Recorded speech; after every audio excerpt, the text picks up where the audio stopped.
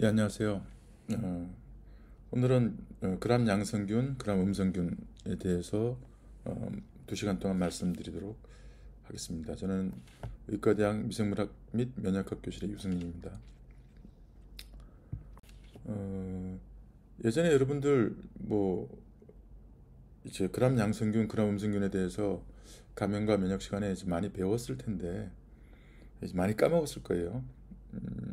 그래서 오늘은 리마인드 한다고 생각을 하고 말씀을 들어주시면 될 것 같습니다. 그래서 오늘은 2시간 동안 뭘 배울 거냐면 그람 염색, 여러분들 실습 시간에 해본 사람도 있고 안 해본 사람도 있을 텐데 그 그람 염색이 어떤 건지, 그 생물학적 의의가 뭔지 이거에 대해서 다시 한번 생각해 봤으면 좋겠고, 그 다음에 이게 그람 염색을 하면 그람 양성균, 그람 음성균으로 나누는데 주요 그람 양성균, 또 그람 음성균, 병원성균들이 어떤 게 있는지 어, 또 얘기를 해봤으면 좋겠고, 그 다음에 이 세균들이 요새 항균제 내성 때문에 문제가 되고 있거든요. 그 트렌드가 어떤지 그거에 대해서 또 얘기를 할 수 있었으면 좋겠고, 그 외에 그람 양성균, 음성균이 가지고 있는 생물학적 특징과 그다음에 병원성에 관련된 내용들에 대해서도 얘기할 수 있으면 좋겠습니다. 이런 것들을 잘 하게 되면 이제 감염 면역학에서 우리가 세균 감염에 대한 얘기들을 충분히 잘 이해할 수 있을 것 같죠. 예. 자, 그럼 시작하기 전에 먼저 그람 양성균하고 그람 음성균 특징적인 구조 차이가 뭐죠?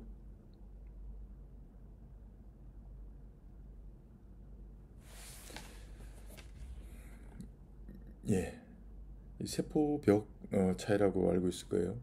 그 세포벽을 주로 구성하고 있는 성분 이름이 뭐죠? 기억나나요? 예, 한번 알아보도록 그렇게 하십시다. 자, 이거 뭐 비브리오 콜레라균인데 이거는 그람 양성균인가요? 그람 음성균인가요?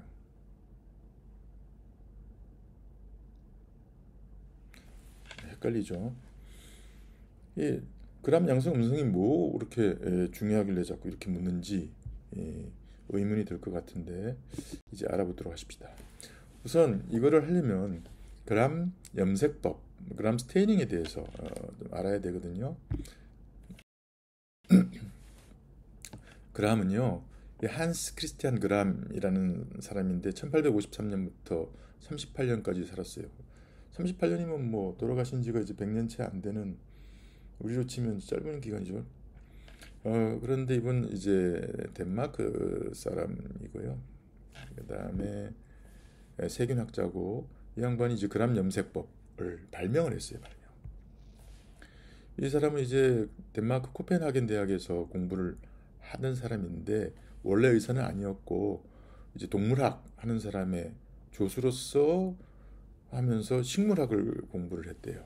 그러다 보니까는 현미경 쓰는 법, 염색하는 법, 뭐 이런 거에 대해서 관심을 가지게 됐고, 그리고 또 의학에 관심이 있어서 25세가 되던, 좀 비교적 늦었죠. 여러분들보다 나이가 훨씬 많을 때인 1878년에 그 코펜하겐 의과대학에 입학을 했고, 그다음에 6년 만인 1883년에 졸업을 했어요. 그런데 이 사람이 이제 의과대학을 다니면서 그때 당시 시스템이 어땠는지 모르지만 78년부터 85년까지 유럽 전역을 왔다 갔다 이제 여행들을 하고 있었고, 졸업하고 난 그 다음엔 이제 1884년에 독일에 있었었거든요. 독일 베를린에 있을 때 이 그람 염색법을 발견했어요.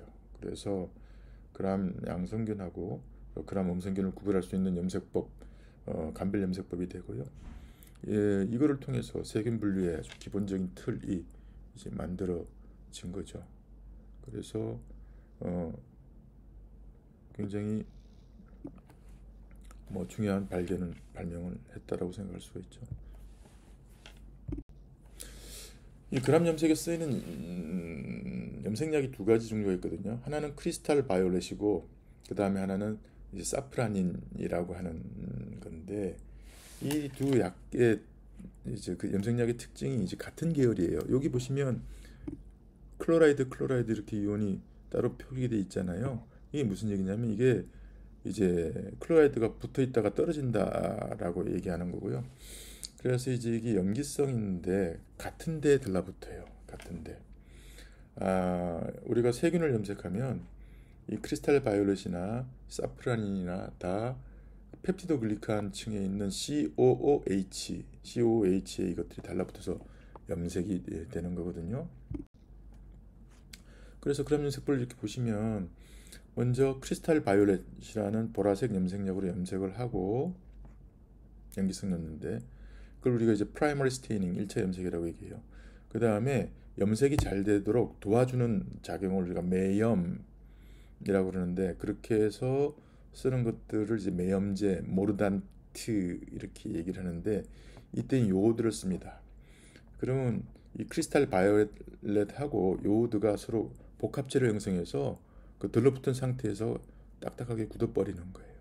그래서 그거를 CVI 복합체 이렇게 얘기하는데 그걸 형성하게 되거든요. 근데 여기서 이제 끝나면 모든 세균들이 염색되는 것들은 다 보라색으로 보이겠죠. 그런데 이제 95% 에탄올로 이제 탈색 작업을 하면 어떤 거는 탈색이 되고 어떤 건 탈색이 안 된단 말이에요. 그 상황에서 탈색된 것들을 보기 위해서 다시 사프라닌이라는 걸로 염색을 해요.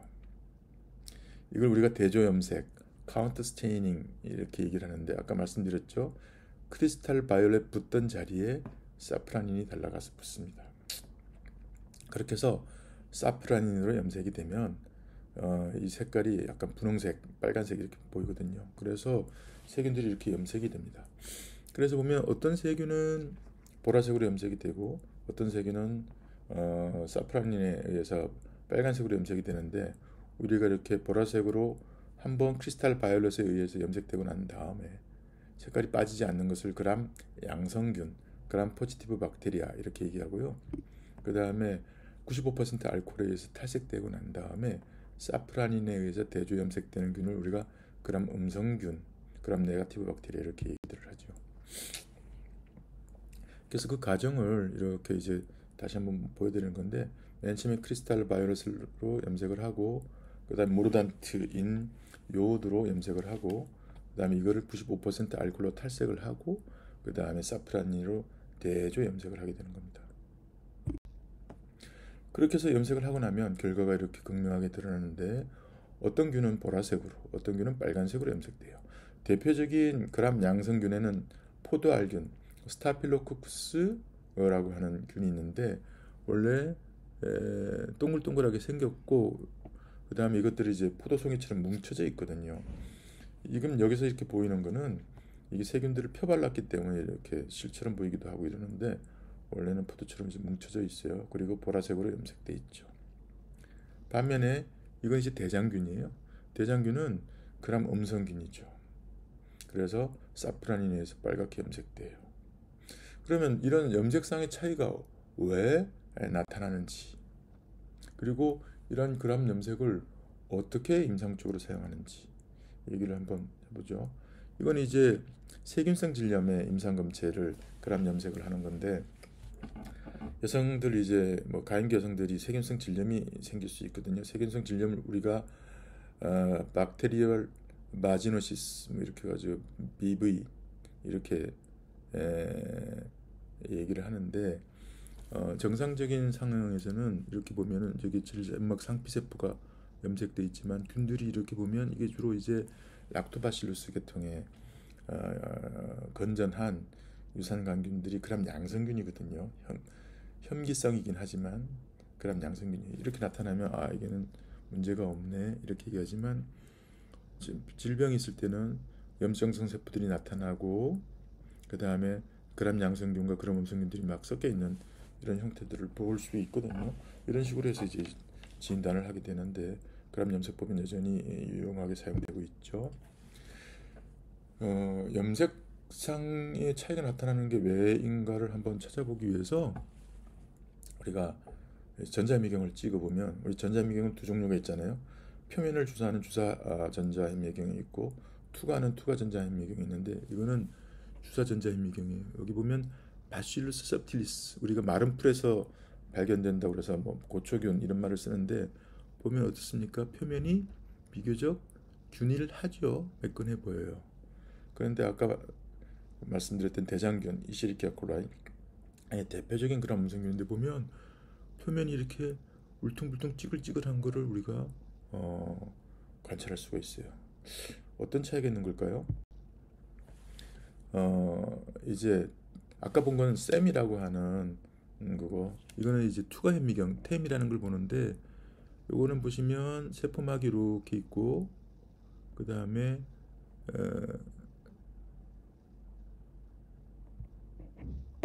여기 보시면 요게 세포막이죠.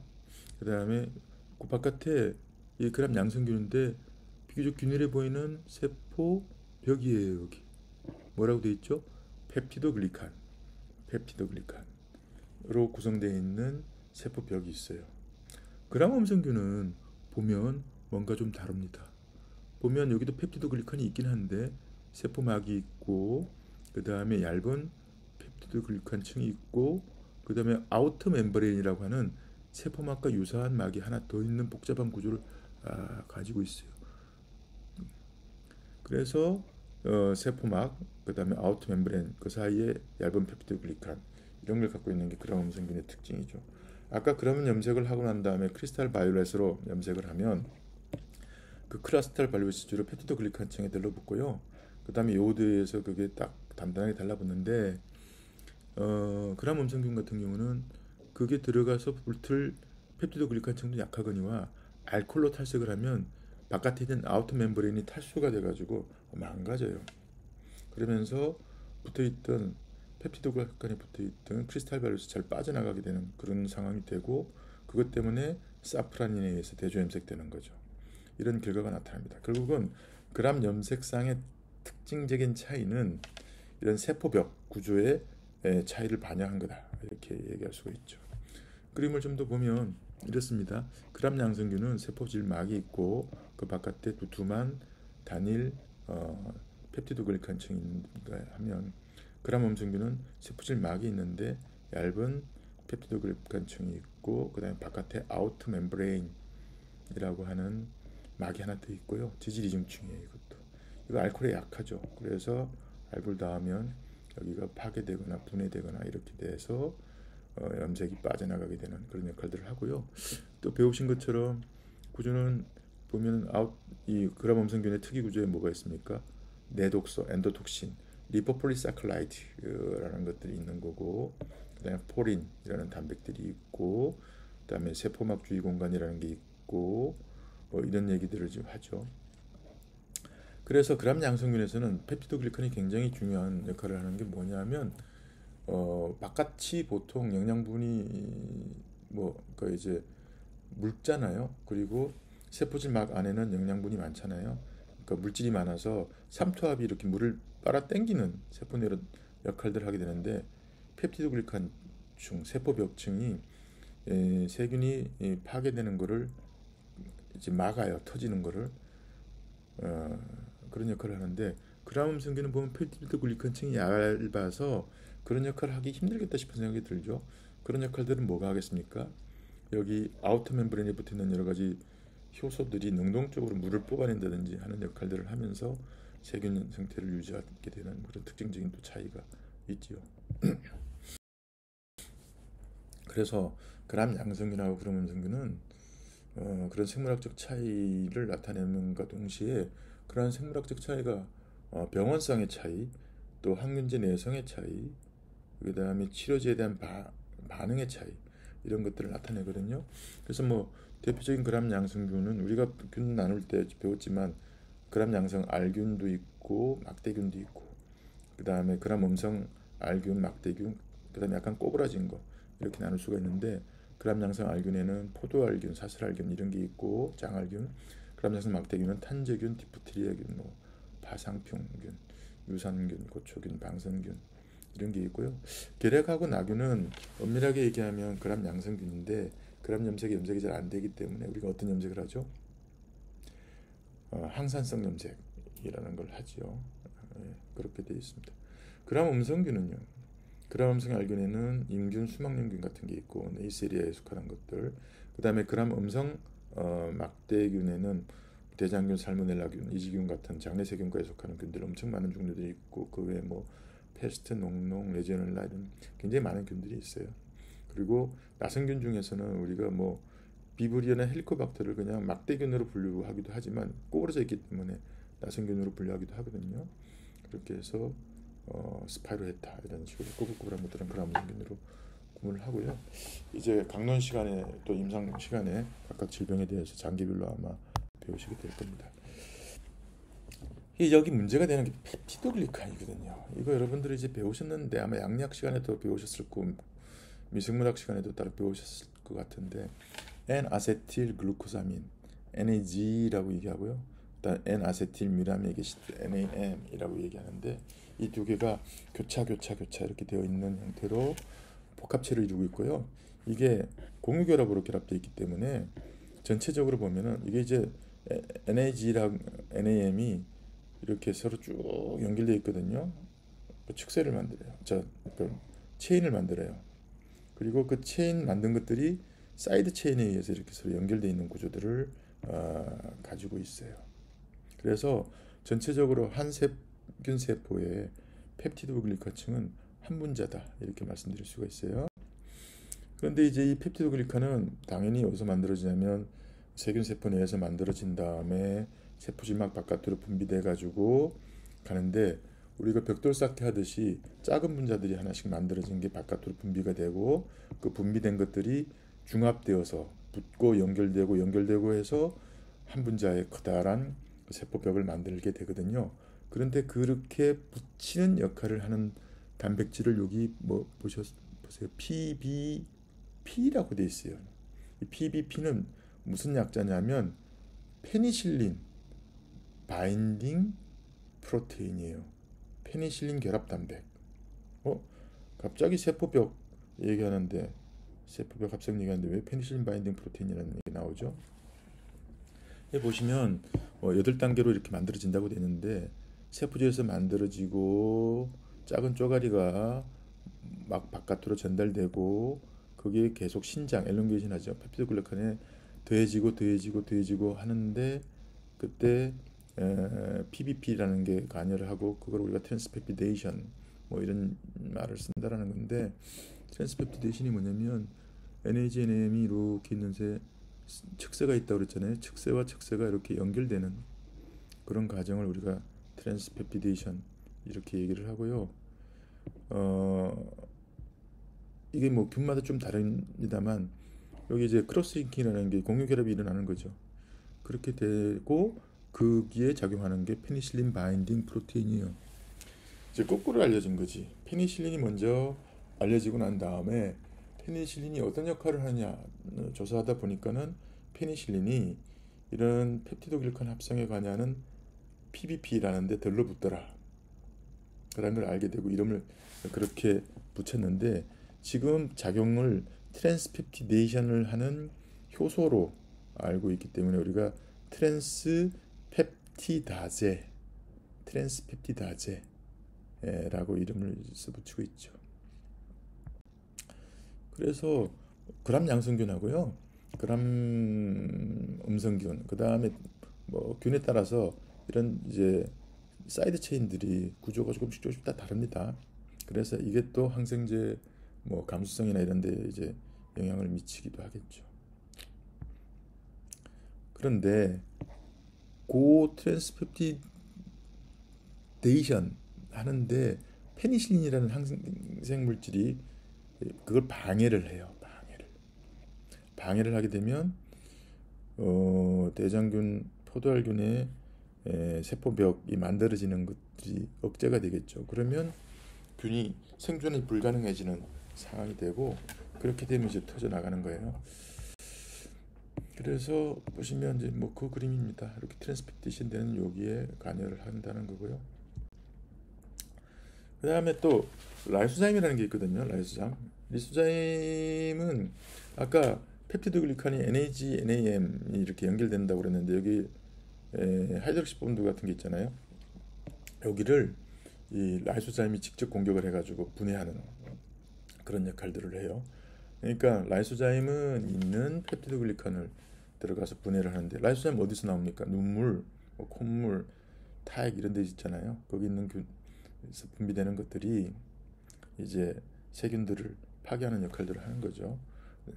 반면에 이제 페니실린 같은 경우는 아까 말씀드린 이런 트랜스페피드아제로서 페니실린 바인딩 프로테인들이 이거를 이제 결합시키는 역할을 하는데, 페니실린이 여기에 바인딩 되면, 결합되면 그 역할을 못하게 돼서 더 이상 펩티드 변성이 못 만들어지게 되는 그런 역할들을 하게 되는 거고요. 그런 페니실린 종류는 보면 페니실린계가 있고 그렇겠죠. 페니실린의 요 빨간색으로 되어 있는 걸 우리가 무슨 링이라고 그러죠? 베타락탐 링이라고 그래요. 베타락탐 링. 그래서 요런 베타락탐 링을 가지고 있는 항균제를 우리가 베타락탐계 항균제, 항생제 이렇게 얘기를 하는데, 아까 세균이 트랜스페피데이션 할 때 만드는 구조에 디알라닌이 결합되는 구조가 있는데, 그 사이트가 보면 비슷하잖아요.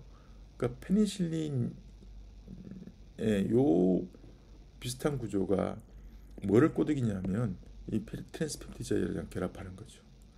이 부분이 트랜스페프티드랑 결합하는 거죠. 그렇게 해서 이제 뭐 트랜스페프티드 대제의 액션을 억제하는 거예요. 베타락탐계 항생제는 두 종류로 나누는데, 페넨계, 세펜계 이렇게 나누는데, 보시면 페니실린 베타락탐린 가지고 있죠. 세팔로스프린도 베타락탐린을 가지고 있죠. 하지만 이쪽에는 이 오각형이고 페니실린은 여기는 육각형 구조를 가지고 있어요. 이런 것들이 이제 있는데, 항균제 내성을 나타내는 세균들은 이 베타락탐린을 깨는 효소를 생산해요. 그걸 우리가 베타락타마제 이렇게 얘기하고, 페니실린 분해 요소, 페니실리나제 이런 말들을 쓰거든요. 세균 중에 이제 페니실린이나 뭐 세팔로스프린 같은 항균제는 세균들을 공격해서 세포벽을 못 만들게 하지만, 이런 세균들이 또 베타락타마제 같은 걸 생산해서 이거의 기능을 깨기도 한단 말이죠. 이렇게 해서 그럼 이제 내성을 가지게 되는 뭐 그런 결과를 갖고 오죠. 정리를 좀 해보면, 펩티도글리칸은 뭐 기본 구조는 유사한데 측세는 세균마다 차이가 있고, 라이소자임이면 NAG 사이의 연결을 가수분해하고, 페니실린은 펩티드 전이 요소랑 결합해가지고 합성을 막고, 그 다음에 페니실린 분해 요소는 또 그것을 파괴하고, 뭐 이런 역할들을 한다는 거 우리가 이제 배웠고 알지요. 그런데 이제 그러다 보니까는 그람 양성균하고 그람 음성균 사이에 특별한 차이가 나타나는 부분들이 있는 거예요. 보시면 그람 양성균하고 그람 음성균은 지금 말씀드린 것처럼 외막이 있고 없고, 세포벽이 두껍고 얇고, LPS 지질다당류가 LPS잖아요. 그게 여기 그람 양성균은 없는데 그람 음성균은 있고, 또 그게 바로 내독소니까 내독소가 없고 있고, 티코산이 뭐 아포 형성 이런 건 현막은 있기도 하고 없기도 하고, 라이소자임에 대한 감수성이 그람 양성균 있고, 여긴 저항성이 있고, 페니실린의 항균 작용에 대해서 감수성이 높다, 내성이 크다 이렇게 돼 있죠. 이게 중요한데요. 지질다당류, 내독소 이거는 그람 양성균과 그람 음성균의 병태 생리에 중요한 역할들을 하고 있고요. 또 라이소자임, 페니실린의 항균 작용에 대해서는 이게 항균제 내성에 대한 역할들을 하기 때문에 그람 양성균, 음성균이 임상적으로 굉장히 다른 양상들을 나타냅니다. 그람 양성균과 그람 음성균의 항균제 치료 원칙이나 이런 것에 대해서는 다른 교수님께서 임상 교수님께서 말씀을 주실 거고요. 이런 이유로 차이가, 병원성의 차이와 그 다음에 항균제 감수성의 차이가 있다라는 것들을 알 수가 있어요. 그런데 보면 여기서 하나 유의하셔야 될 게, 페니실린의 항균 작용의 감성이 높다, 내성이 크다 그러지만, 내성이 크다는 얘기가 페니실린을 쓴다고, 세팔로스프린을 쓴다고 그람 음성균이 죽지 않는다 이런 얘기는 아닙니다. 약을 쓰면 억제돼요. 그런데 내성이 있기 때문에 잘 억제되지 않는다. 억제되는 정도가 약하다. 이런 얘기를 할 수가 있는 거죠. 까지 이제 말씀을 드리고, 그 다음은 그럼 그람 양성균 음성균들이 있고 병원성 그람 양성균 음성균들이 인체에서 병을 일으킨다고 하는데 어, 도대체 이 병 바깥쪽의 세상에서 임상 쪽에서 얼마나 많은 빈도를 나타내는가, 이런 게 궁금하죠. 그래서 논문을 뒤져보니 논문들이 개인 논문으로는 잘 없고 대전 지역 논문이 2014년이니까 벌써 이제 10년 됐네요. 10년 전 논문이 있는데 이제 충남대 병원에서 만든 자료예요. 일단 한번 보고 갑시다. 충남대 병원의 진단검사의학과 미생물학 교실에서 2014년 한 해 동안 12개월 동안 배양 의뢰된 게 한 5만 건 정도 건수가 있었고, 그게 배양 의뢰된다고 모두가 다 균이 자라는 건 아니거든요. 그 중에 8,321, 약 16.26%가 균이 이제 분리 배양되고 동정된 거예요. 동정됐다라고 하는 거는 세균의 이름을 알게 된 거죠. 그 결과를 보면 분리 비율로 보면 그람 양성 알균, 이게 뭐 스타필로코쿠스, 뭐 스트랩토코쿠스 이런 것들일 것 같은데 그게 41.4%, 그다음 그람 양성 막대균이 0.7%, 그래서 합치면 한 48% 정도 되고, 곰팡이가 한 7.4% 나오고, 그다음에 그람 음성 막대균이 50.5% 이렇게 나왔으니까 그람 음성 막대균이 훨씬 뭐 절반 정도, 이렇게 그람 양성균 음성균이 한 반반, 그 중에서도 그람 음성 막대균이 더 많이 나온다, 이렇게 알 수 있겠죠. 글씨가 잘 보이나 모르겠는데 그람 양성균부터 보면 그 그람 양성균 중에서 제일 많이 분리되는 게 뭐였냐? 이건 이제 임상적으로 의미가 있어서 분리된 거잖아요. 그러니까 스타필로코쿠스 오레우스, 뭐죠? 황색 포도알균. 그 다음에 엔테로코쿠스 파세이움, 엔테로코쿠스 피칼리스. 이건 장알균 또 장구균 이렇게 되고요. 근데 실제로 장알균, 장구균을 합치면 5%가 넘어가잖아요. 장알균들이 많이 분비가 돼요. 장알균은 병원성은 약한데 원내 감염으로 해서 좀 문제가 되고 있는 상황이고요. 그 다음에 또 스타필로코쿠스 에피데미디스 피부 포도알균, 요게 또 5.47, 이렇게 하다 보니까는 스타필로코쿠스 속에 속하는 균들이 전체로 한 17% 이렇게 차지해서 제일 많이 분비되는 걸로. 그 다음에도 다른 스타필로코쿠스, 뭐 스트랩토코쿠스 이런 것들이 쭉 분리가 되고요. 그 다음에 그람 양성 막대균이 어느 정도 또 분리가 되고 있는 것 되는데, 그 중에서 가장 많이 분리되는 게 이제 코리네 박테리움 이랬었던 거죠. 그람 음성균은 어떨까요? 그람 음성균은 50%가 넘게 분리된다고 그랬는데 가장 많이 분리되는 거는 보면 이시리키아 콜라이 대장균이었어요. 1725, 20.77%였고요. 그 다음에 두 번째로 분리되는 게 클레프실라 뉴모니에, 아시네토박터 바우만이, 슈도모나스 루지노사 이렇게 있고, 기타 그람 음성균들이 등등등등등등 이렇게 나오는데 단연 대장균이 20.77%로 많이 분리되고 있는 빈도를 보여주고 있었죠. 그래서 그걸 이제 그래프로 나타낸 건데, 그람 양성균, 음성균 따지지 않고 전체적으로 분리되는 그 중에서 얼마나 분리되느냐 이렇게 비율로 보면 대장균이 20.77%로 가장 많이 분리되고, 그다음에 스타필로코쿠스 오레우스 황색 포도알균이, 이거 이제 황색 포도상구균이라고 그러죠.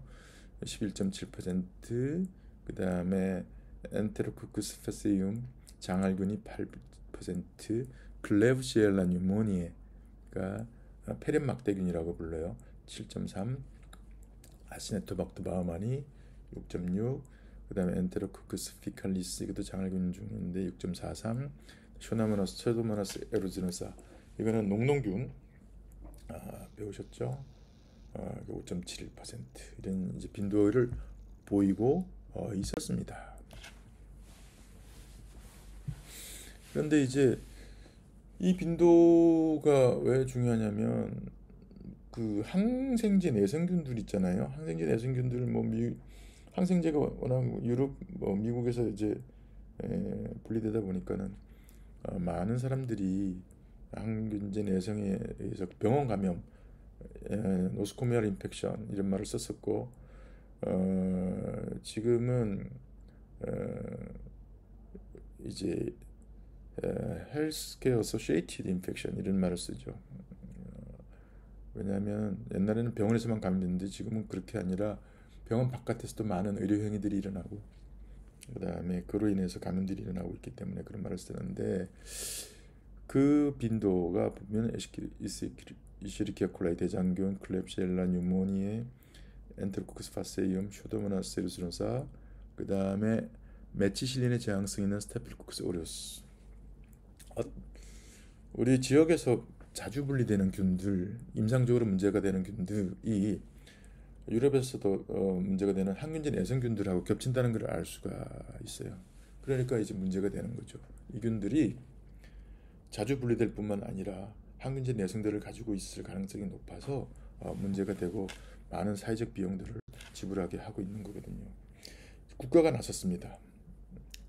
이전에는 이제 개별 병원에서 한 건데, 국가에서 이 필요성이 있다라고 얘기해가지고 이제 국가에서 항균제 내성균 조사라는 걸 하거든요. 그걸 이제 코글래스라고 그러는데, 이게 이제 두 번 2기 2020년부터 2022년에 걸쳐서, 그럼 3년이죠. 20, 21, 22 3년에 걸친 조사를 해서 이제 결과 보고서가 2024년 나온 게 있어서 그걸 참조해서 갖고 왔습니다. 코글래스가 뭐냐면요, 이 국가 항균제 내성균 조사라고 돼 있는데, 뭐의 약자냐면 글로벌 안티마이크로비얼 레지스턴스 서베일런스 시스템 인 코리아 이렇게 돼 있죠. 그래서 말 그대로 국가 항균제 내성균 조사인데, 이게 2016년에 만들어졌고요. WHO 있잖아요. World Health Organization. WHO에서 하는 글로벌 안티마이크로비얼 레지스턴스 서베일런스 시스템 글래스라는 게 있거든요. 그거 기준에 맞추면서 또 한국의 실정을 반영하는 그런 항균제 내성균 조사 시스템을 만들고 사업을 시작했어요. 그래서 2016, 17, 18, 19 4년치 조사 결과가 있고요. 그 다음에 2기 조사인 2020년, 21, 22, 3년치 조사 결과가 있는데, 모집한 균수는 비슷비슷합니다. 2016에서 2019까지 한 거는 47,906주가 수집되었고요. 2020년부터 22년까지는 41,857주가 수집이 되었습니다. 그리고는 뭐 논문들이 있는데, 빈도를 보시면 이콜라이 대장균, 클렙실라 뉴모니에, 스타필로코커스 오레우스, 엔테로코커스 아시엔토박터 이렇게 돼서 유럽 결과랑 아주 유사하죠, 그죠? 그 다음에 클로스트리움 디피실, 살모넬라, 클로스트리움 디피실, 슈도모나스 에루지노사, 그 다음에 스트레프토코커스 뉴모니에, 시길라 종류들, 네이시리아 고노레아 이렇게 해서 10종이 되겠죠. 우선순위였는데, 이게 이번에 이제 2024년에 발표된 걸 보니까 양상이 거의 비슷한데 또 조금 바뀌긴 해요. 대장균, 그러니까 이콜라이, 클렙실라 뉴모니에, 스타필로코커스 오레우스, 엔테로코커스는 그대로인데, 캔디다가 여기 안 잡혔던 것들이 잡혔죠. 이거는 제가 알기로는 질병청에서 그 병원체 자원은행 사업하면서 곰팡이 병원체 자원은행을 만들어서 활약을 시작하면서 막 잡힌 걸로 전 생각하고요. 그래서 뛰어오른 것 같고, 옛날도 그랬을 건데 하여튼 순위가 이렇게 올랐습니다. 칸디다는 사실 이게 세균이 아니라 곰팡이거든요. 여기 들어갈 이유는 없지만 하여튼 이렇게 이제 이번에 발표가 그렇게 됐네요. 그 다음에 순서가 아시노토박터, 클로스트리디움, 슈도모나스 에루지노사고, 살모넬라 속의 균들이 순서가 조금 밑으로 쭉 떨어졌어요. 그렇게 돼 있고, 그다음에 스트레토코스 뉴모니에, 시겔라, 그 밑에가 나이세리아 고노레 임진균인데, 요 칸디다가 들어오면서 빠졌기 때문에 실제로 순서가 바뀐 거는 살모넬라가 조금 줄어들었다라는 양상들을 이제 보이고 있죠. 전반적으로 그런 양상인데 별로 바뀌지 않죠. 이게 우리 대전 지역 분리로도 별로 안 바뀌고 있고, 유럽과도 유사하고, 그 다음에 두 차례에 걸친 코글래스 자료 수집에서도 이렇게 순서는 그렇게 많이 바뀌지 않고 여전히 대장균, 클렙실라 뉴모니아, 스타필로코커스 오레우스, 엔테로코커스들이 중요하다. 그 칸디다를 빼면 세균성으로 아시덴토박터 이렇게 5종류까지 쳐보면 순서가 거의 안 바뀐 걸 우리가 확인할 수 있습니다. 그 2016년, 2019년의 내용을 보면 주요 추이가 메치실린의 저항성 있는 스타필로코커스 어리우스 MRSA가 감소하는 추세를 보였고, 그 다음에 방코마이신의 저항성이 있는 장알균 VRE라고 그러거든요. 그게 증가하는 추세를 보였고요. 그 다음에 ESBL이라고 해서 그럼 음성균 중에서 뭐 세포탁심이나 뭐 이런 거에 이제 내성 있는 균들에 대한 것들이 증가하고 있고, 소변에서 분리되는 대장균 클렙시라 뉴몬에도 증가하는 양상을 보였다라는 게 그때 논문에 보고 있고, 카바페넨계 항생제에 대한 내성 이거 이제 이런 거 내성 있는 걸 우리가 예전에 슈퍼박테리아 이렇게 불렀는데, 대장균, 클렙실라 뉴모니아, 살모넬라 같은 균들이 장내세균 건데 이게 한 2%로 낮은 수준이었지만, 쇼도모나스 에르지노사, 그 다음에 아시네토박터 마하마니 같은 것들은 내성률이 높은 걸로 그렇게 나타냈다. 뭐 이런 연구가 있었거든요. 바뀐 건 어떤가? 2020년, 22년 국가 항균제 내성균 조사 보면 MRS 비율이 2016년 처음 조사할 때보다랑 비교하면 53.5%였는데, 어쨌든 관리를 하니까 지속적으로 감소해서 아주 많이 떨어진 건 아니지만 2022년에는 45.7%까지 떨어지고 있더라. 그 다음에 이제 방코마이신의 저항성이 있는 스타필로코커스 어리우스는 2019년에 40.9%까지 증가했다가 2022년에 35.1%까지 소폭 감소했다. 저번에 다른 수업 시간에서 한번 말씀드린 적이 있는지 모르겠는데, 이 방코마이신에 대한 저항성은요, 단독으로 나타나는 게 아니라 다른 요인들의 영향을 받아야 돼서 복합적으로 작용해야지 저항성으로 나타나는 경향들이 있습니다. 그래서 예전에는 세균학자들이 걱정 많이 했었거든요. 이거 확 퍼지면 어떡하나? 그런데 이제 그렇게 많이 퍼지지 않을 거다 이런 생각들을 하고 있고요. 또 그라몬성균 중에 이제 카바페넴 계열 항생제에 대한 내성은 대장균, 살모넬라 같은 것들의 경우는 0.2% 낮은 수준이었지만, 클렙시라 뉴모니아는 계속 증가하고 있다. 그래서 그라몬성균에서는 지금 뭐가 좀 클렙시라 뉴모니아가 문제가 지금 계속되고 있구나 하는 걸 우리가 알 수가 있죠. 예, 그래서 이런 양상들을 쭉 보이고 있습니다. 그러면 이게 이제 여러분들한테 뭐가 문제냐? 항생제 또는 항균제가 계속 개발되고 있죠. 그런데 그 개발되는 항생제, 항균제만큼 내성들이 계속 출현하고 있거든요. 이제 보면 항생제가 없을 시절에는 사람들이 거의 감염성 질환으로 죽었어요. 그래서 황색포달균 균열증이라고 하는 병에 걸리면 사망률이 82.97%입니다. 이거 1941년이니까는 2차 세계대전 막 터질 때 42년에 터졌나요? 그 시절인데 Significance of Bacteria Caused by Staphylococcus aureus, 뭐가 문제가 있죠? 이 세계명으로 치려면 이탈릭주로 써야 되는데 이게 인쇄기가 그래서 그런지 밑줄이라도 그었어야죠, 그죠? 잡지가 어떻게 이럴 수가 있습니까? 그런데 어쨌든 간에 이 논문 내용을 보면 많은 사람들이 황색포달균 때문에 죽었다. 윈스턴 처칠도 죽을 뻔했었죠. 그 다음에 옛날에 폐렴 이러면 세균성 폐렴의 뭐 대부분이 황색포달균에 의한 폐렴이었던 걸로 알고 있고요. 그 다음에 많은 피부 화농성 질환 이런 것들이 문제가 됐었죠. 그러다가 베타락탄계 항생제인 페니실린이 발견이 된 거죠. 설포나마이드 기억나십니까? 프론토실, PABA 이런 얘기 기억나요? 이제 전쟁이 막 시작되면 필요는 발명의 어머니라고 전쟁에 많은 사람들이 뭐 참호전 이런 거 하면서 총에 맞고 세균에 감염되고 죽어가고 이러고 있으니까는 항균제가 필요했고, 서방 세계에서는 영국에서 만든 항균제를 발견된 항균제를 페니실린을 인공합성을 해서 썼고요. 그다음에 독일 이런 데에서는 설포나마이드 계통의 항생제를 개발해가지고 막 쓰기 시작했죠. 그리고는 엄청난 효과를 봤어요. 그 이후 이 항생제죠. 이거는 왜냐하면 생물이 생산해서 소고량으로 다른 생물의 생명 현상을 억제하는 그런 것들을 우리가 뭐라 그럽니까? 안티바이오틱스 이렇게 얘기하잖아요.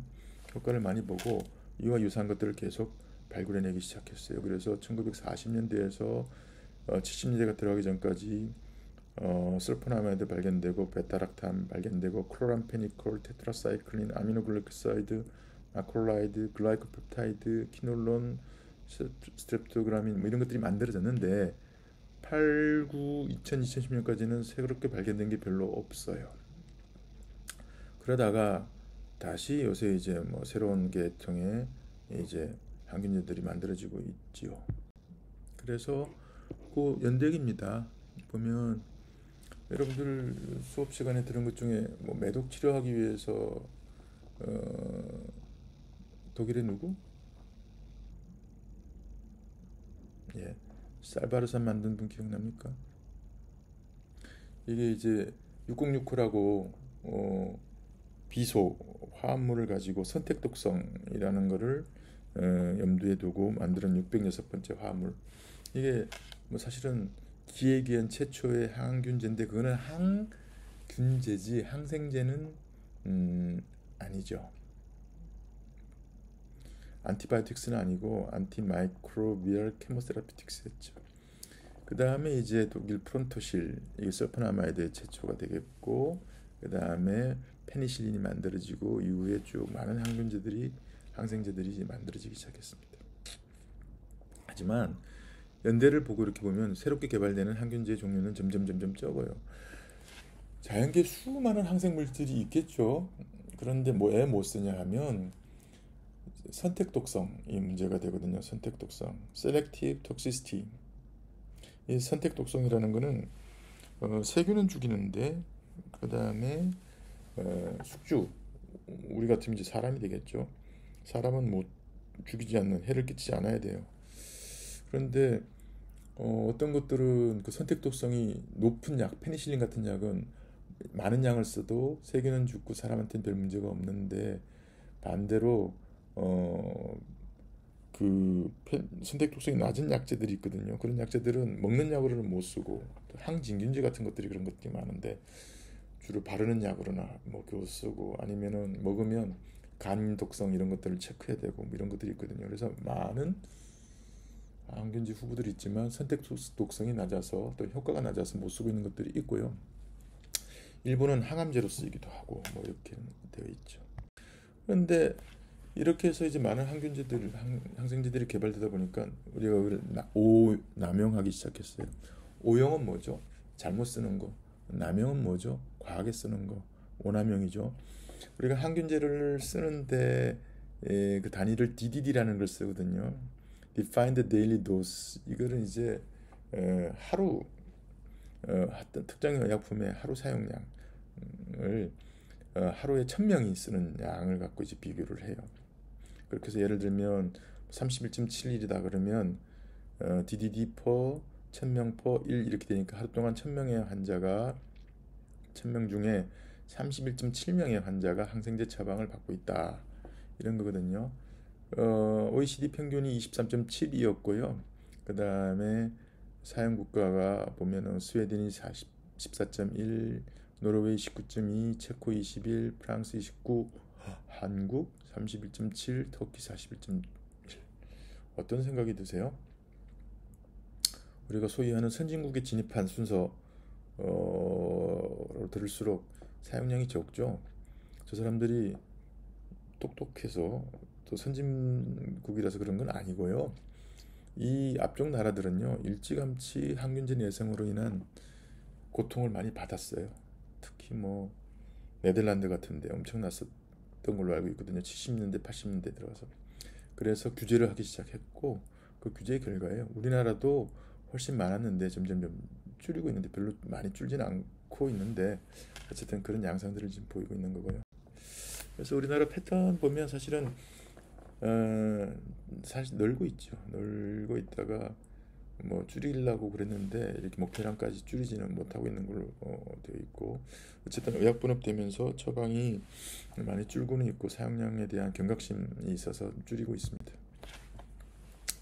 문제는 항생제 사용량이 늘면서 내성균 출현도 있다라는 거죠. 그런데 밑에 보시면 항생제가 발견된 시기하고 내성이 알게 된 시기가, 여기 지금 12년, 페니실린은 12년으로 되어 있지만 그 다음에 뭐 테트라사이클린 노란 거는 보면 얼마 차이가 안 나고, 그 다음에 마크로라이드라는 항생균류가 있거든요.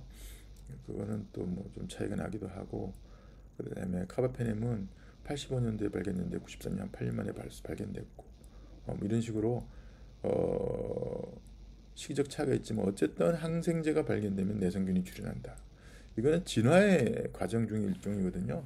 세균이 워낙 빠르게 분을 정식하고 진화하다 보니까는 이런 일들이 벌어지고, 이게 이제 문제가 되는 거죠. 그래서 그 내용을 정리를 좀 해보면, 페니실린 발견되고 페니실린 내성은 3년 만에 방코마이신에 대한 이제 이 발견되고 난 다음에 58년에 발견했는데, VV 붙은 건 다 방코마이신에 대한 내성균들이 인지된 거는 2000년대, 1980년대, 뭐 90년대, 2000년대 이렇게 발견됐고, 메티실린에 대한 거는 빨리 발견되고, 뭐 이런 식으로 이제 문제가 되고 있는 거예요 지금. 항생제에 대한 내성은 왜 생기죠? 여러분들 이제 양약 시간에 많이 배웠을 텐데, 표적을 변형시킨다. 예를 들면 아까 얘기한 것처럼 페니실린이 결합하는 페니실린 바인딩 프로테인에 보면은 페니실린이 결합하는 부위가 있는데 그걸 변형시키는 뭐 PBB2 이런 것들이 나왔거든요. 또는 아예 적극적으로 분해하거나, 또 뭐가 있었죠? 뭐 그람음성균이 분비하는 베타락탐마제, 페니실린라제 이런 것들 생산해서 페니실린 자체 파괴한다든지, 그 다음에 항생제를 변형시키는 그런 효소를 생산한다든지, 그 다음에 또 몸속으로 들어오는 항생제를 바깥으로 막 뽑아내는 그런 이플럭스 펌프 같은 것들을 개발한다든지 하는 다양한 전략을 가지고 항생제에 대한 내성들이 나타나겠죠. 결국 항생제를 많이 쓰면 쓸수록 그 압력이 높으면 높을수록 항균제 출현율의 압력은 증가하게 된다라는 거예요. 그런데 세균 입장에서요, 이런 항균제에 대한 저항성을 나타내는 게 좋은 일일까요? 그러니까 좋은 일일까 아니 편할까요? 불편한 거예요. 우리가 길 갈 때 등에 큰 배낭 하나 더 짊어지고 가는 것처럼, 예를 들어서 비 온대요. 그럼 우산 들고 가는 거 아니에요? 비 안 오면 우산이 필요 없는데, 그러면 우산 들고 뛰는 사람하고 우산 안 들고 뛰는 사람하고 누가 빨리 뛰겠어요? 저쪽에 음식이 있는데 우산 안 들고 뛰는 사람이 편하겠죠. 밤에 춥대. 그래서 추울지 안 추울지 모르니까는 등에다가 뭐 등짐 지고 가는 사람하고 뭐 안 추울 거라 생각하고 그냥 가는 사람하고 누가 더 빨리 뛰겠어요? 생존 경쟁에서 그렇게 부담 없는 사람, 부담 없는 개체가 훨씬 유리하거든요. 그런데 비가 오면 달라져. 그죠?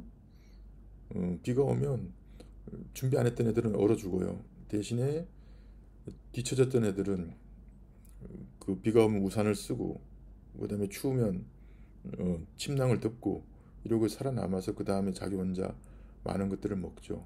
그런 부담을 주는 압력 요인이 항생제 쓰는 거거든요. 그게 심해지다 보면 결국은 그 부담을 가지고 있던 애들이 부담을 약화시키거나, 뭐 또 컴플리멘테이션이라고 그러는데 보상하는 기전이 생기거나 뭐 이렇게 하다 보면 아예 우점종으로 모든 애들이 다 뭐 우산을 갖고 다니거나 아니면 등에다 보찜을 지고 다니거나 이런 식으로 바뀌게 되는 현상들이 이제 벌어지게 되거든요. 그러고 나면 바깥에 항균제가 있든 없든 비가 오든 안 오든 상관없이 걔네들이 우점종을 차지하게 된다는 거예요. 그런데 만약 그가 되기 전에 항생제 사용을 줄이면 다시 걔네들이 도태되게 되겠죠. 이제 그런 거예요. 그런데 이제 페니실린의 저항성 있는 항생 포달균 같은 것 중에서 메티실린의 저항성 있는 것들은 이미 자리를 잡았어요. MRSA는. 그래서 지역사회에서 발견되는 것들도 다 잘 살아요.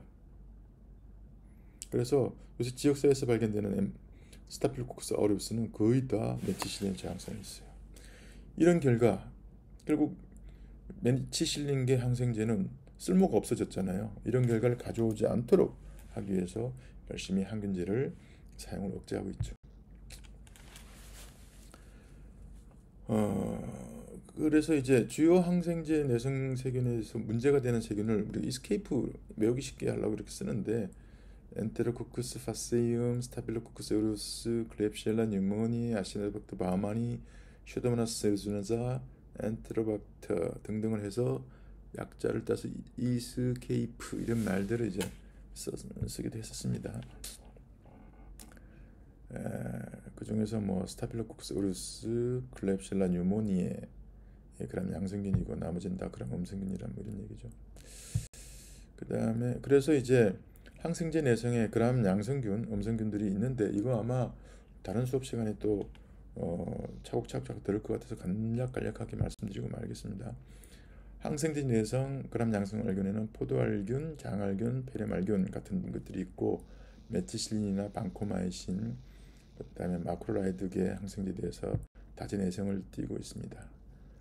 포도알균은 1940년에 페니실린 도입된 다음에 내성균주가 추진했고요. 메티실린이 이거를 치료하기 위한 메티실린이 도입됐는데 곧 메티실린에 대한 저항성 있는 것들이 생겨났고 이 메티실린에 저항성 있는 MRSA를 치료하기 위해서 방코마이신이라는 약을 쓰는데 그 방코마이신에 대한 저항성 있는 것들이 또 출현하고 이런 식으로 창과 방패 싸움처럼 끊임없이 진화하고 균형을 맞추고 이러고 있습니다. 이제 방코마이신이 이렇게 복잡한 약인데요. 이게 1996년에 중등도 내성을 갖고 있는 VISA라고 그래요. 처음에 발견됐는데 2002년이 돼서 방코마이신의 고도 내성이 있는 VISA가 또 보고되고 우리나라에서도 계속 분리되고 있습니다. 페니실린에 대한 내성 기전은 뭐 복잡하게 얘기되고 있지만 여기 보면 뭐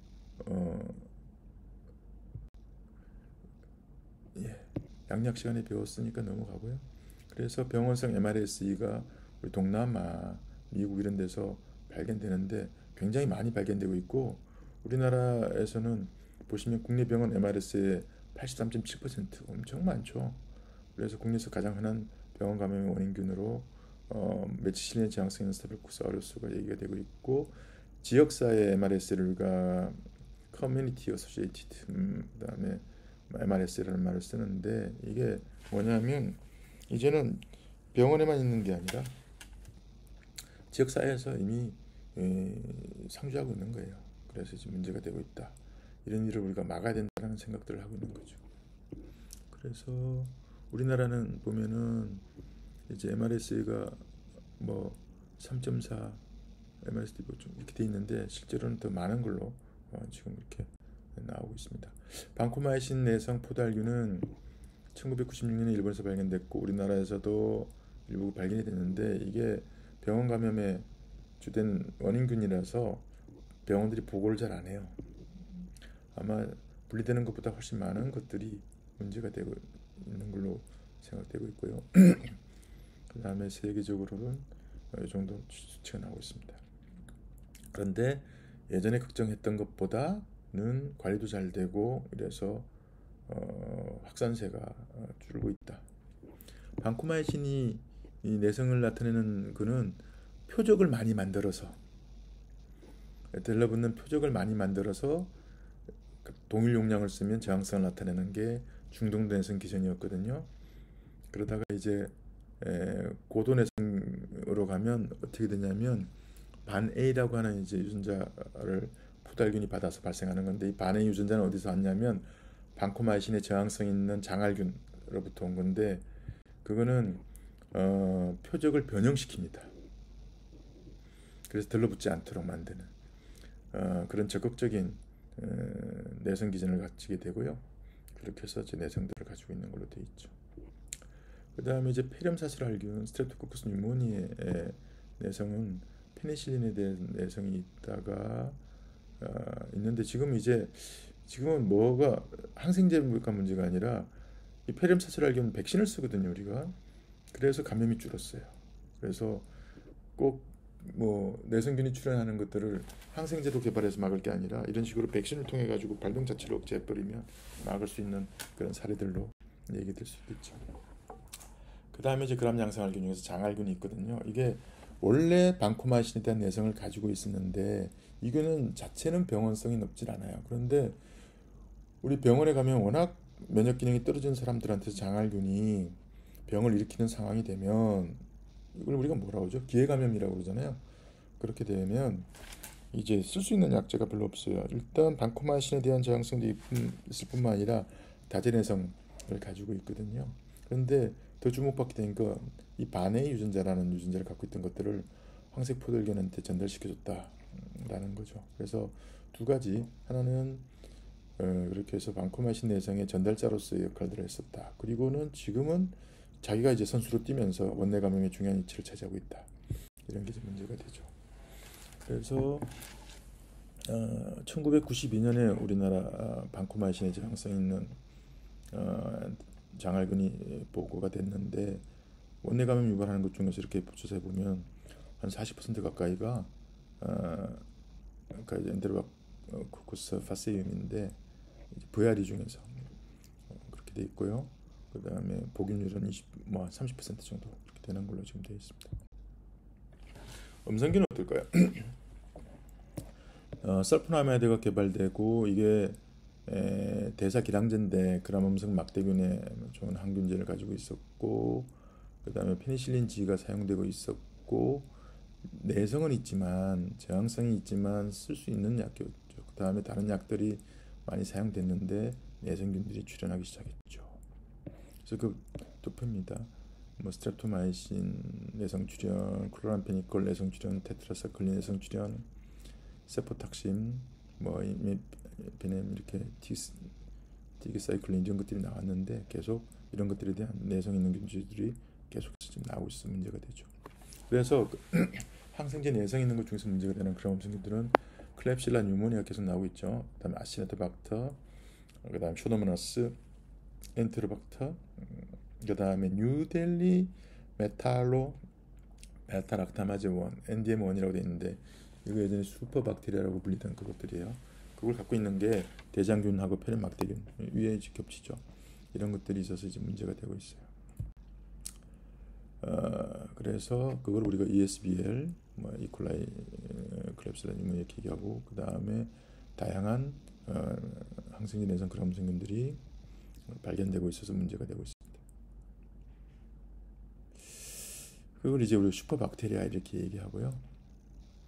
그래서 더 많은 항균제들이 이제 필요하게 돼 있고, 그다음에 카바페넴이라는 거에 대한 내성이 있는 녹농균하고 아시네토박터 바우마니, 아시네토박터 바우마니는 정상적으로 병을 이렇게 많이 일으키는 게 아니었는데 항균제 내성 때문에 최근 들어서 많이 이제 얘기가 되고 있는 그런 상황입니다. 까지 상황을 말씀드렸고요. 그 다음에 이제 그람 음성균이 갖고 있는 특징에 대해서 몇 개 말씀을 드리고 보겠습니다. 아우터 멤브레인의 지질 다양체를 가지고 있는 게 그람 음성균이라고 말씀드렸잖아요. 그게 이제 리포폴리사카라이드 LPS인데 리피드 A, 코어폴리사카라이드, 안티젠 O 이런 세 가지 구성으로 되어 있어요. 제가 지난번에 시험 문제를 잘못 내가지고 학생들이 막 이의가 있었는데 여기 이제 LPS가 어떤 기능을 하냐면 세균 표면의 음전화에 기여하고 외막 구조를 안정화시키는 데 도움을 주고 세균세 표면에 부착하고 생물막을 형성하는 데 도움을 주고 투과 장벽 형성을 도와주고 그 다음에 숙주 이런 역할을 해요. 그러니까 구조적인 역할들을 하는 거예요 원래. 그래서 원래 이 LPS는 세균 그람 음성균의 아우터 멤브레인 펩티드 글리칸층을 연결시켜주면서 구조를 단단하게 하는 역할들을 해요. 그래서 바깥으로 분비될 일이 없습니다. 그런데 그람 음성균이 죽으면 어떻게 되냐면 이 균들이 균체 성분이 바깥으로 빠져나가게 되거든요. 그런데 그 빠져나간 것이 어떤 역할을 하냐면 독작용을 나타내는 거예요. 그래서 독소인데 몸속에 있는 독소로서 내독소, 엔도톡신이라고 얘기를 합니다. 폴리사카라이드는 가 이제 내독소라고 이제 얘기들을 하게 됩니다. 그 중에서 이제 내독소를 적용하는 건 이제 리피드 A가 되고요. 그 다음에 숙주방어부터 포화전 O항원이라는 항원이 있는데 이거는 소마틱의 항원이에요. 소마틱 항원으로서 역할들을 이제 하게 됩니다. 여기 이제 폴리사카라이드거든요. 폴리사카라이드. 이거는 항원수 역할을 하고요. 그다음에 이제 리피드 A가 내독소로서 작용을 하게 되는 그런 역할들을 합니다. 그 외독소와 내독소가 있죠. 외독소는 세포 바깥으로 분비돼서 독작용을 나타내거나 물질을 분비하거나 분해하거나 이런 역할들을 하게 되는 거고, 엔도톡신 내독소는 자기가 죽어서 바깥으로 분리되는 게 차이가 있어요. 그런데 그 내독소 LPS를 우리 면역세포가 인식을 하거든요. 왜 인식을 하냐면 이게 이제 LPS가 그람 음성균의 독특한 물질이다 보니까는 외계에서 세균이 들어왔나 안 들어왔나 그걸 확인하는 역할들을 하는 그런 거였었어요. 그리고는 무슨 일이 있겠습니까? 왜 반응이 일어나겠죠, 그죠? 그래서 인식하는 게 단핵구, 수지세포, 대식세포, B세포 이런 것들이 있는데 이것들이 LPS를 인식을 하면 염증성 사이토카인들을 내고 NO를 내고 뭐 이렇게 하면서 면역 반응들을 일으켜요. 근데 이 면역 반응이 굉장히 다양하게 일어납니다. 일단 세균이 탐식세포가 그람 음성균을 먹잖아요. 그리고는 LPS 같은 것들을 인식하고 나면 인터루킨 1, TNF-알파 이런 것들을 분비하게 되는데 이게 혈관을 타고 어디로 갑니까? 피추이타리 그랜드로 가서 발열 반응들을 일으킵니다. 그래서 열이 나고요. 그 다음에 TNF-알파 같은 것들은 다른 세포들을 자극해서 염증 반응을 불러일으키고 이런 역할들을 하게 되는 거거든요. 그런데 이 LPS 때문에 자극된 이 면역 세포들이 너무 과다하게 TNF나 인터루킨 1 같은 것들을 생산하면 혈관이 이완되고 염증 반응이 촉발되고 코아듈레이션이 촉발되고 하는 아주 나쁜 결과를 가져올 수가 있어요. 출혈이 나고 그걸 우리가 sepsis, 폐혈증이라고 이제 얘기를 하게 되는 거거든요. 그런 결과들을 가져옵니다. 그러니까는 과다한 그람 음성균의 침입과 그에 대한 과도한 면역 반응이 폐혈증을 가져오게 돼서 위험한 상황에 빠질 수가 있죠. 그래서 이제 그람 양성균하고 그람 음성균하고 감염의 차이를 보면 화농성 질환은 주로 그람 양성균들이 주로 이렇게 쓰는데 지금 항생제로 컨트롤하고 있고, 그람 음성균 같은 경우는 몸속에 들어오면 인플라메이터리 리스판스들을 더 많이 유발시켜서 그람 음성균이 그람 양성균보다 다른 양상의 병태 생리를 가져올 수 있다라는 거죠. 그런 차이들을 나타냅니다. 항균제 내성은 보시면 나라마다 다 다른데 어쨌든 후진국일수록 항균제를 무차별적으로 쓰고 그래서 증가하게 되고 있고요. 그래서 줄이려고 노력을 하고 있는데도 조금씩 증가하고 있는 것 같습니다. 그래서 앞으로도 계속 문제가 될 거고 더더욱이 새로운 항균제, 항생제가 나오게 될 거라서 그게 이제 크게 문제가 될 것 같습니다. 자, 이제 정리를 해볼까요? 그람 양성균과 그람 음성균의 차이를 나타내는 이유는 세포벽 구성 성분의 차이고 그게 그람 염색에 의해서 구분되죠. 근데 그게 생물학적으로 구분하는 데도 큰 차이가 있지만 이러한 차이가 항균제의 감수성에 대한 차이, 그다음 병태 생리에 대한 차이들을 가져온다라는 것들을 알 수가 있었고, 그다음에 이거를 치료하기 위한 여러 가지 약제들 같은 것들이 개발됐지만 내성은 다 함께 증가되고 있는 중이다라는 것을 아시면 되겠습니다. 앞으로 이제 임상 배우시면서 각 질병에 무슨 균이 병을 일으키고 무슨 균이 병을 일으키고 그다음에 드러그 오브 초이스라고 해서 그럴 때 어떤 약제를 써야 되고 이런 얘기들이 쭉쭉쭉쭉 강의가 진행될 거고요. 아마 지난번에 배웠던 감염과 방어에서의 수업 내용들이 도움이 될 거고 오늘 배운 내용들이 도움이 되기를 바랍니다. 일단 세균명을 알아야 그 다음에 임상 강의를 들을 때 그 내용들을 확인할 수가 있거든요. 그리고 원리를 알아야 그 다음에 왜 병이 생기고 치료를 왜 이렇게 하는지를 알 수가 있으니까 그런 부분에 착안해서 수업들을 정리를 해두면 좋을 것 같습니다. 예, 수고가 많았습니다. 이상 마치도록 하겠습니다. 감사합니다.